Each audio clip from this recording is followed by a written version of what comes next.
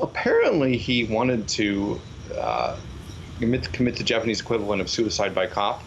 Um, if you kill two people in Japan, you're almost guaranteed to get the death penalty. And he decided that he would go out, kill two people in a spectacular way, and be arrested and um, executed.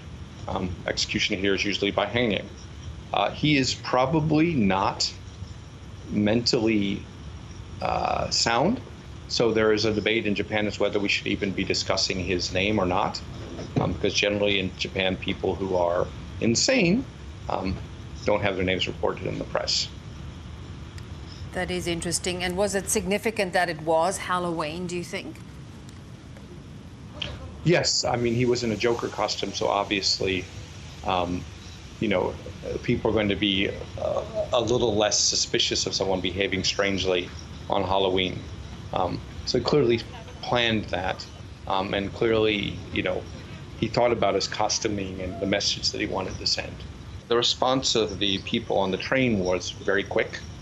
People escaped. They basically locked him in the car. I think one individual is in critical condition. It could have been much worse. There have been other seemingly random attacks on the Tokyo subway in recent months. Is there a common denominator here? You know, this happens every now and then. There was also a case on the Shinkansen of someone setting fire to seats and stabbing someone. In that case, they actually killed someone. You have basically a locked room, right, where people can't escape. So if you want to attack people and you want to succeed, you know, by now anyone who's grown up in Japan knows that one of the easiest places to kill people in a way that they can't escape is to do it on a train. You know, there's no checks. Nobody gets checks for weapons. People are very reluctant to intervene, and there is a limited amount of space for people to escape.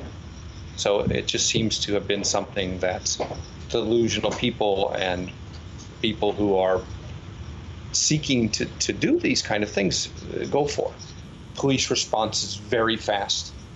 I mean, the police were probably there within 4 minutes of the train stopping, maybe 5. And, you know, he was apprehended. He did not resist arrest. He calmly told them what he was going to do. He even had time to smoke a cigarette and relax before the cops came.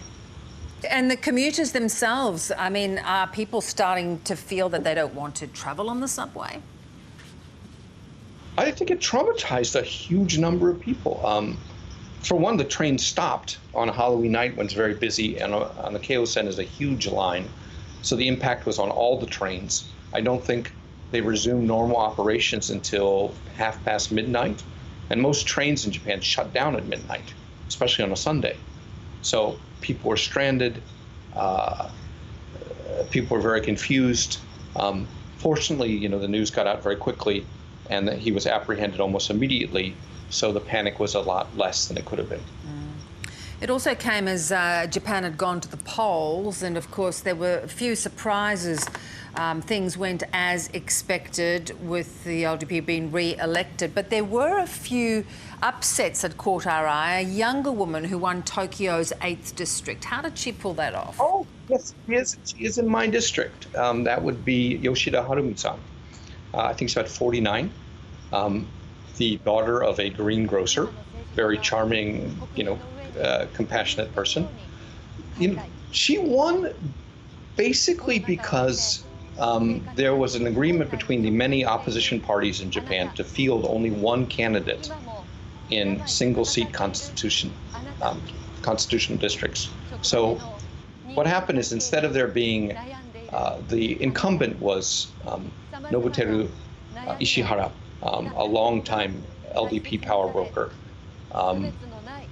And usually what happens is the LDP wins because there's so many opposition parties in Japan that the vote gets split.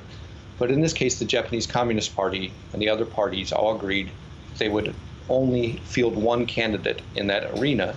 So she won, and then a party that most people don't know called the Japan Innovation Party, which is also very conservative, that ate up a lot of the incumbents' votes because they're basically the same party. So, you know, good political planning got her a victory, and she also had a very nice grassroots campaign. She's from the area. She's not wealthy. She's well-spoken, kind of charming, and I think that it was nice to see a woman get elected in this district. Yes, because of course there are so few women in the Japanese parliament, so that is a really positive step. But is it pretty much going to be business as usual, do you think? I think it's going to be pretty much business as usual. I think we're in for 4 more years of a one-party democracy. The opposition lost shares. There's now a third political party in place, which is the JIP. I expect nothing will change. The one thing that is kind of interesting is that Kishida, who is a little different from Abe and Suga and previous prime ministers, in that he realizes there's a wealth disparity in Japan and he wants to change things, what he calls a new capitalism. Prime Minister Abe and former Prime Minister Aso Taro and the LDP Secretary General, who's Amari, they're called 3A in Japan because they're such huge power brokers. But in this election, Amari lost power. Wherever Abe went and campaigned on behalf of someone, they lost their seats. The same with Aso. So the 3A, which were considered, the most powerful people in the LDP, are now considered these 3 jinxes that bring you bad luck. So with them kind of on the outside and Amari losing within his election district, there's a chance that Kishida might actually do what he wants to do because he has some ideals. And if he doesn't have to bow and kiss the booty of Abe and Aso and Amari, maybe he'll do something different. We will watch with interest. Great to talk, Jake. Thank you so much. You're welcome.